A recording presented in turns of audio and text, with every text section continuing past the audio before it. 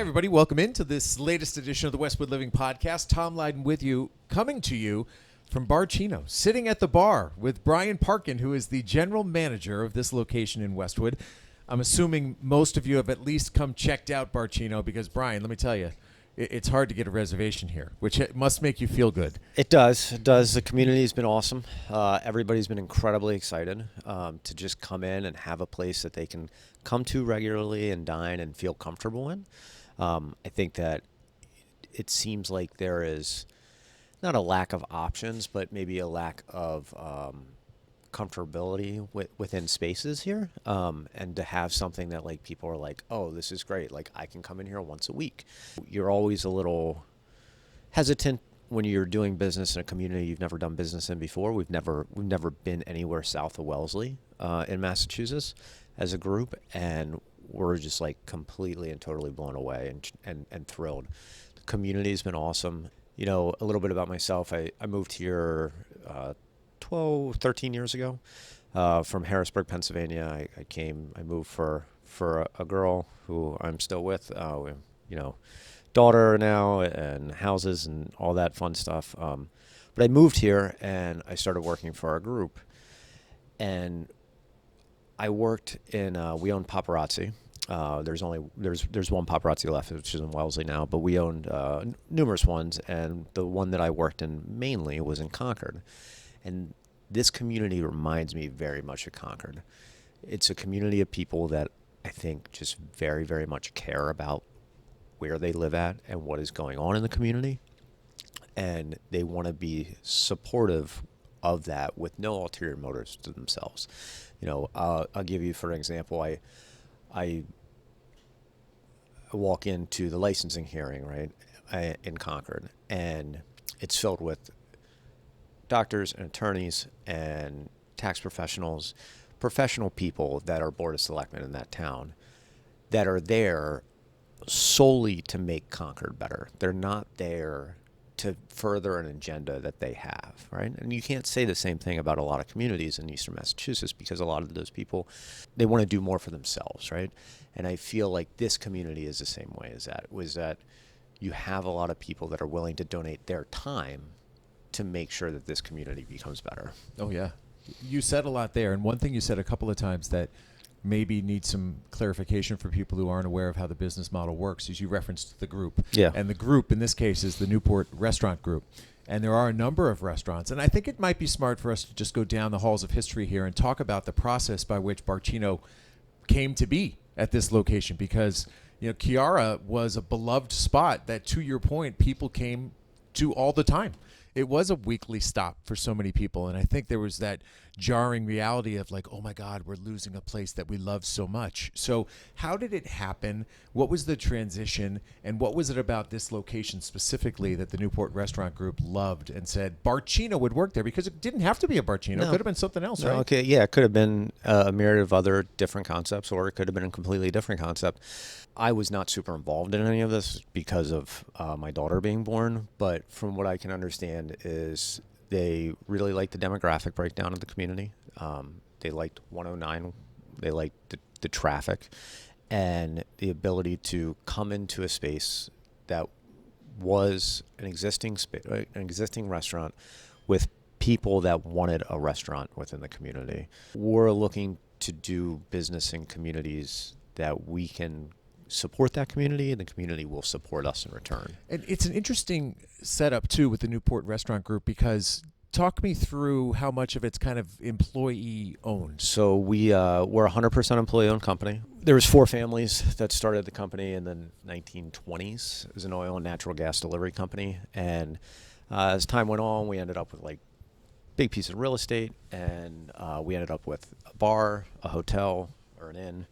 1995, those families, I think, were 3rd or 4th generation at that point. They didn't really want much to do with it, and we landed on the ESOP model as a succession planning tool for those families, so it didn't get sold to private equity, it didn't get sold to another individual owner. 1995 to 2017, it took 22 years to purchase those families completely out of the stock.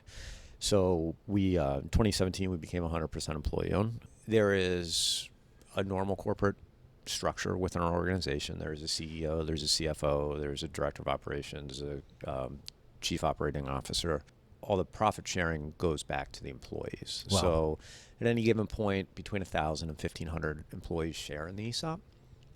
Every employee gets an ESOP percentage of their salary as long as they work the minimum amount of hours, which is about 16 hours a week, which is part-time.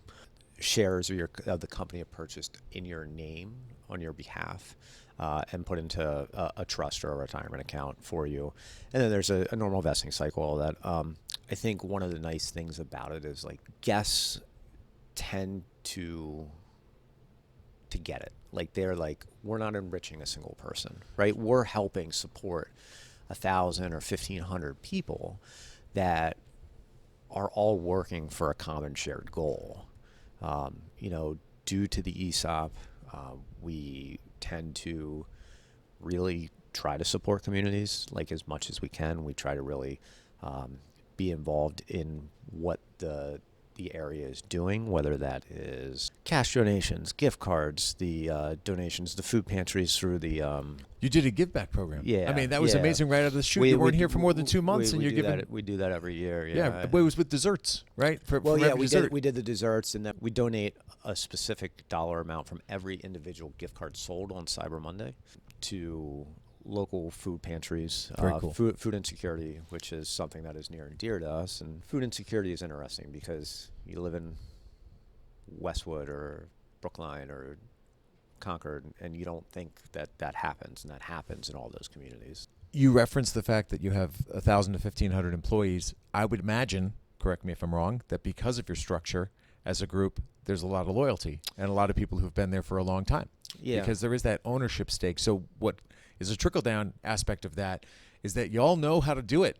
You you understand how to make things work. 2023, our turnover rate was 5%. Wow. Which is really incredible. It's almost unheard of in this industry. To put that in perspective, I worked for a very short amount of time when I first moved here for a well-known restaurant group, and their management turnover rate in 6 months was 140%. Whoa. So we have a lot of very long-term employees with us. We have a lot of very long-term managers and a lot of very long-term corporate support as well. And all that is just everyone is working towards one common thing. Well, let's talk specifically about what's worked here since the opening in the fall, which was highly anticipated, and everyone was very excited about Bar'Cino opening up, even from the opening night, which I believe was in the middle of November. What has been the biggest success factor for you here since the doors opened? I think that the food, the consistency of the food, and the style of service for the guests, right? Like to have, in 2025, to have like incredibly kind, engaging people taking care of you when you go to eat at a reasonable price is not something you see very often. And for us to be able to have continued to do that and continue to do that, I think has been a huge success for us. The style of food lends itself to feeling like you can dine here more than once a week or once a month, that it's you can kind of eat in a bunch of different ways. It's a little bit lighter style. The marketing tagline from when we first opened, or when we first started the concept in 2019 was, it's a green and white of the Italian flag and not the red and white. It is really meant to be kind of healthier for you, but not in your face, which is good, and people really, really enjoy it. I think that is the biggest thing that has been for us. Now, in having some conversations with people in your group, one of the things that was brought up to me was the fact that there is catering available, because there are other ways you can now get out in the community, and people aren't necessarily in the habit of like, hey, I'm going to call Bar'Cino because I have an event and I want them to cater it for me. So if somebody had that inclination, what's the process and how does somebody follow that path? Yeah, I mean, they can get online and look at our website. There's a tab, a catering tab. They can give me a call. They can send me an email. they can just pop over and talk to me. There's a dedicated catering menu that we don't need a lot of lead time for, which is really nice for people. So if you just randomly have 8 people over at your house and you're like, hey, we need some food, like it's a much better alternative than getting a la carte food, or trying to go to the grocery store and cook for people. The catering itself is relatively new to us. I worked on that project for about 6 months, and we rolled it out to all the Bar'Cinos by the middle of December of last year. People have been unbelievably positive about it. Like in Watertown and Brookline, the little bit that we've done here so far, people have been like incredibly happy with it, and it's been really awesome. I think it's a really good value. It's a good amount of food with a very good value as well. Now let's talk about menu hits. So when you look at things on the menu here, are there a few things that are the go-tos, that are the favorites of the regulars? Yeah, the bolognese, the cauliflower, chicken Milanese. Everybody likes pan-fried chicken. So, Well, you know what Danielle and I had here was oh my gosh, I wish I remembered exactly what it was, but it was this like gargantuan piece of meat. On this, the ribeye. Yeah, it's really good. Unbelievable. And the way it's prepared and cut. Yep. And it's just easy to share. Yep. And right? I think that's really, really tasty. It's funny. I like every once, maybe twice a year, I'll have one of them, and I'll cut it up into 3 pieces, and I'll have like 3 little meals with it. It's like perfect for me. I think it's awesome though, and we sell that. I think that my personal favorite is the roasted chicken. It sounds kind of lame, but it's awesome. It's the best value on the menu. Whole chicken, $35. You get potatoes, broccolini, chicken jus. It's plenty for 2 people to share. It's really, really good. Okay, you're saying all this, and it's funny because I don't know how to label you. Like, are you a foodie? Are you a businessman? Like, what's your background? What are you? So I when I was 16, right, I needed a job, and all my friends got jobs at this is 2000 or 1999, 2000. All my friends got jobs at grocery stores, and I was like, I don't want to do that. I'm going to go to a job at a restaurant. And so I got a job as a dishwasher at a restaurant, and I worked in that restaurant for off and on for 3 or 4 years. But like I became enamored with, at that point, the restaurant industry, and I decided that it was something that I was good at.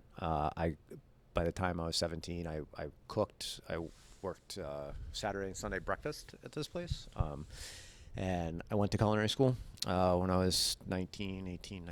I went to the Culinary Institute of America. I got out. I was the sous chef for a hotel group in Pennsylvania. And I had some other life things that happened, and I decided that I was good at cooking, but I wasn't good enough to be great. And I was like, and I'm just going to destroy my body. So I'm going to go do something else. So, but yeah, you know what you're talking about. You can tell by the way you describe the menu items. So like, I like food a lot. I went through a period of my life where like after I was done cooking professionally, I did not cook for myself. And then, the past 10 years or so, like my girlfriend and now our child, you want to cook different things, and it becomes almost a release for you, which is cool. It's like, it's a nice hobby to have, and it's a nice thing to do. So the other thing I want to touch on is the bar, because that's such a part of the vibrancy of this place. And I'm just looking at it real quick. 1, 2, 3, 4, 5, 6, 7. Basically, oh yeah, how many seats? You must know. How many? 19 with the counter. Got it. So that adds a whole different characteristic to this place. Yeah, and it's interesting. So we were working within the confines of the space that we had, right? And so Brookline's bar and Watertown's bar are smack dab in the middle of the space. Yeah, right? I've been to the Watertown one. It's big. And this one, you couldn't do that, right? Because again, you're in the confines of the space, and so I wish that it was another 30 seats, but it's great. It's awesome. People flood in, any night of the week, and we've seen a lot of people that are just, they're doing what I feel the community wants to do, which is they're popping in, they're having a glass of wine and a pasta, or just like, water and a salad, and they're just like, they're coming in for a quick bite, engaging with the bar staff, and then they're on with their day or on with their night, and it's really, really awesome. The cocktail program has been really, really good. We've been very happy with that aspect of it. The cocktails all change at the end of April, so we'll have a brand new spring, early summer cocktail list that'll come out. I think the Tuesday after Easter is when we'll do it. But yeah, I mean, it's been awesome, and it's like a lot of like very kind people. Sometimes bars, you're never really sure. And but this bar has been awesome. So well, great job so far. It's been a fantastic addition to the community. I hope that people continue to stream through the doors. Personally, as the owner and publisher of Westwood Living, I can't thank you enough for your support of what we do, because without sponsors like you, what we do wouldn't happen, right? Across the magazine, the website, the podcast, the whole deal. So big thanks to everybody at Bar'Cino who has helped make that partnership grow. And I wish you nothing but success. Thank you very much, Tom. We appreciate it. That is Bryan Parkin. He's the general manager from Bar'Cino. And, of course, you know where it is, right here on Route 109. What's the official number? 569 High Street. 569 High Street. Come on by, have yourself a nice meal, but you better make a reservation. Not on the weekends. Not in the morning. Good stuff. I appreciate your time, Bryan. And those of you listening, I appreciate you listening. And as always, if there's somebody else you want me to have a conversation with, just send an email to tleyden@bestversionmedia.com. I will find that person, have a conversation with them, and share it with you right here on the Westwood Living Podcast Network. But for now, with Bryan from Bar'Cino, I'm Tom Leyden saying so long, and thanks so much for listening.